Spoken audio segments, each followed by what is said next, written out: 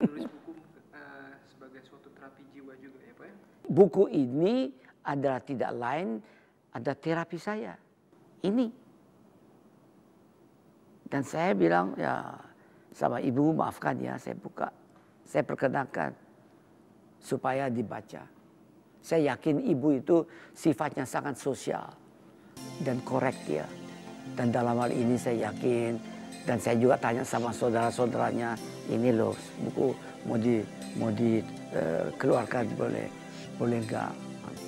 Tadi judulnya Habibie kan nama keluarga, ya kan? Ainun nama depan. Dan apa tidak sebaiknya Baharudin dan Ainun? Enggak, orang kalau dengar Habibie dia tahu saya, bukan Habibie yang lain. Orang di dunia, di Jerman, di Indonesia, Habibie dia tuh pikirnya ya itu yang buat kapal terbang itu. Dia bilang Rudi tidak semua tahu. Kalau Rudi dan Ainun apa ini, gitu kan? Tapi kalau dia bilang Habibie dan Ainun, terus akhirnya kakaknya Ibu Ainun benarkan, memang benar kok. Itu bukan apa-apa, kita memang dikenal dengan nama itu. Kalau Baharudin dan Ainun, dia nggak tahu Ainun itu siapa. Kalau Habibie dan Ainun dia hanya satu, ya istri saya. Apa yang saya alami itu dalam kehidupan saya, mulai saya bertemu dengan Ibu Ainun, sampai dia pisah, sampai detik ini, saya selalu dalam kalbu cinta tersebut. Tidak ada satu detik, saat di mana saya tidak sholat. Atau kalau saya jalan, ada sedikit waktu diberikan, saya panjatkan doa untuk Ibu. Karena saya ini sudah berapa ya? Sejak 7 April saya tidak berhubungan dengan Ibu Ainun. Karena 7 April jadi operasi. Sejak itu berhubungan tapi hanya gini atau gini-gini. Sejak tanggal 22 Mei saya sama sekali tidak berhubungan karena dia sudah pisah. Nah, Pak, Bapak bisa cerita bagaimana Pak proses penulisan buku Habibie Ainun ini ketika Bapak sedang dilanda kesedihan luar biasa dan dokter menyarankan ini menjadi sebuah terapi jiwa bagi Bapak? begini deh, memang saya harus menjelaskan, saya nikah dengan Ibu Ainun 48 tahun dan 10 hari. Cukup lama itu. Selama 48 tahun dan 10 hari, saya dengan ibu tidak pernah ribut. Tidak pernah bertengkar. Kalau bertengkar hanya mengenai bahwa saya kurang minum air. Karena saya butuh untuk ginjal saya sekurang-kurangnya 1,5 liter bahkan 2 liter. Nah, itu. Atau saya lupa minum obat. Atau saya terlalu banyak kerja. Kurang tidur. Atau saya lupa olahraga. Dia cemplungin saya di apa namanya kolam berenang. Nah, begitu. Jadi tidak ada masalah-masalah yang boleh dikatakan mengganggu kehidupan harmonis antara dua insan yang benar-benar yang saya pakai perkataan kalbui cinta yang sejati. Tidak ada. Dan tidak pernah ada sesuatu di mana ada masalah yang dihadapi baik saya maupun ibu yang tidak dicurahkan masalahnya itu supaya mendapatkan pendapat dari yang lain. Dan benar-benar transparan antara ibu dan saya. Oke? Dan tentunya kita tahu batas-batasnya. Misalnya tidak mungkin saya tanya sama ibu bagaimana saya konstruksi sayap dari pesawat terbang saya. Tidak mungkin dong. Dia bukan latar belakang, dia seorang dokter. Tapi juga saya tidak mungkin mengatakan mengenai terapi kedokteran yang lebih rinci. Nah, jadi berarti antara ibu dan saya ada pengertian yang terus berkembang sampai boleh dikatakan suatu ketika kita memiliki hubungan mendapatkan informasi melalui pandangan mata. Tanpa berbicara, saya hanya berpandangan mata dengan ibu, sudah bisa transfer, dialihkan banyak sekali informasi dengan kecepatan yang tinggi. Nah, kecepatan tinggi karena dengan suara hanya 1000 km sejam, sedangkan di mata 1 juta kali cepat, berarti 1 miliar kilometer sejam atau persisnya 1 miliar dan 80 juta kilometer sejam.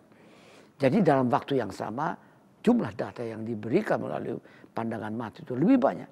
Cuman apakah Anda bisa evaluasi data-datanya itu? Apa memiliki kemampuan? Nah, itu suatu hubungan khusus yang bisa membantu itu. Saya berkeyakinan adalah kualitas dari cinta Anda antara satu sama lain. Dan saya bersyukur mungkin makin lama makin sempurna, sehingga makin lama tidak usah berpandang mata. Namanya telepati. Waktu itu saya di luar, tidak di rumah, tidak ada handy, dia konsentrasi, saya pulang saya bawa apa yang dia kehendaki, ini loh saya bawain. Itu bukan dongengan, itu benar terjadi. Dan itu ditulis oleh ibu sendiri. Dan saya juga menulis tanpa diketahui bahwa ibu tulis itu. Tapi itu perkembangan antara ibu dan saya. Anda bisa bayangkan, kalau tiba-tiba ibu tiada. Dan di mana sebelumnya tidak ada satu hari di mana saya tidak bertemu dengan ibu. Dan tidak ada satu kejap di mana saya tidak tahu di mana ibu berada. Tidak ada satu ketika di mana saya, walaupun saya tahu ibu di mana berada, saya tidak bisa berhubungan dengan ibu. Berhubungan melalui sekarang dengan teknologi, pakai handy, atau pakai laptop, atau apapun. Atau juga pakai telepati. Nah, sekarang sama sekali tidak blank. Jadi seperti benar tidak berkelebihan kalau saya mengatakan setengah jiwa saya tiba-tiba hilang. Nah, ini yang mengakibatkan saya itu menjadi gelisah hidupnya. Ini yang mengakibatkan pertanyaan-pertanyaan dengan kenyataan fakta bahwa saya tidak bisa berhubungan dan bisa bertukar pikiran dengan ibu lagi, menjadikan saya itu sangat emosional, sangat peka, tidak tahu menjawab pertanyaan-pertanyaan itu. Pada bab terakhir, saya akhiri bab itu dengan suatu doa.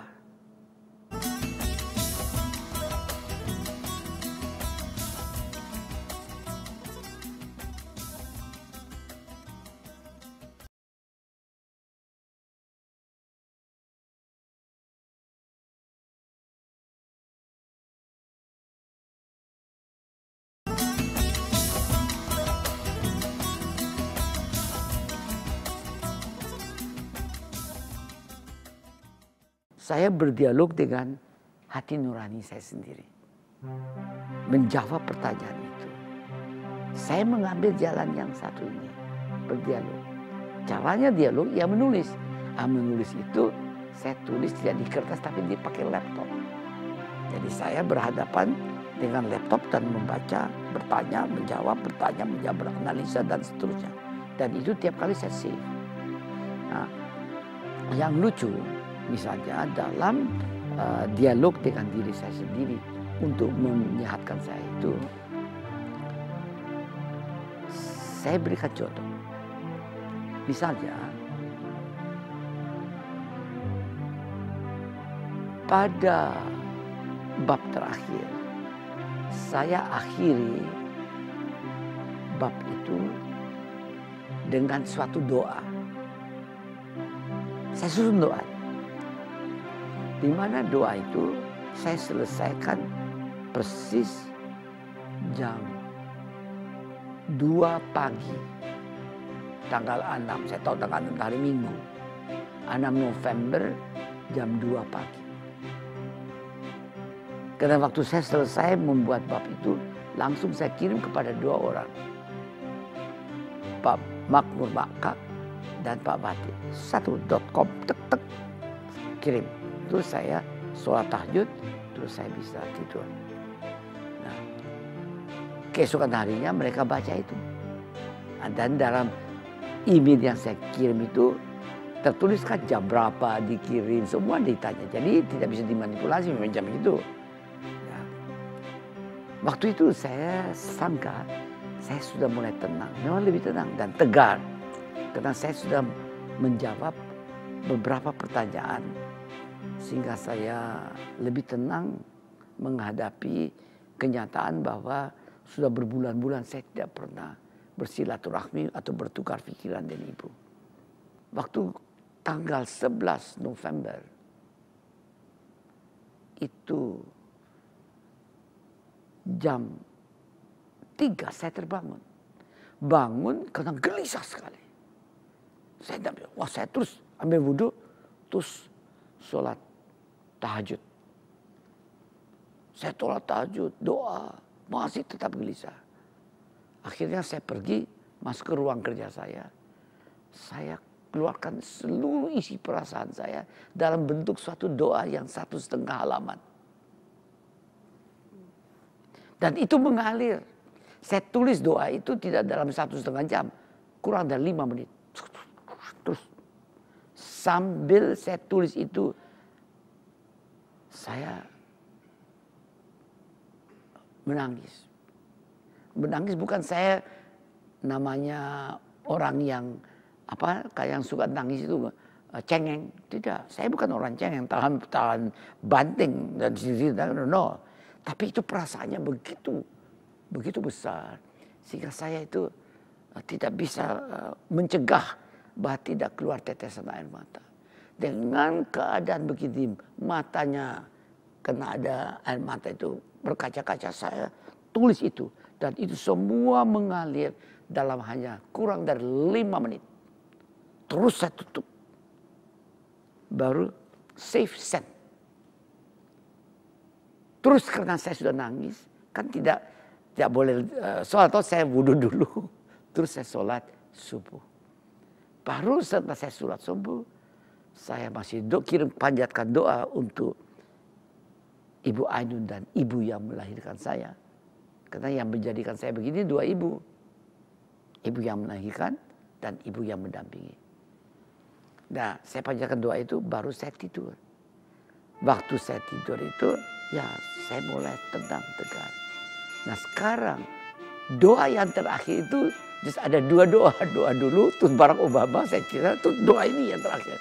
Doa yang terakhir ini saya sedang menulis sesuatu mengenai bab terakhir itu.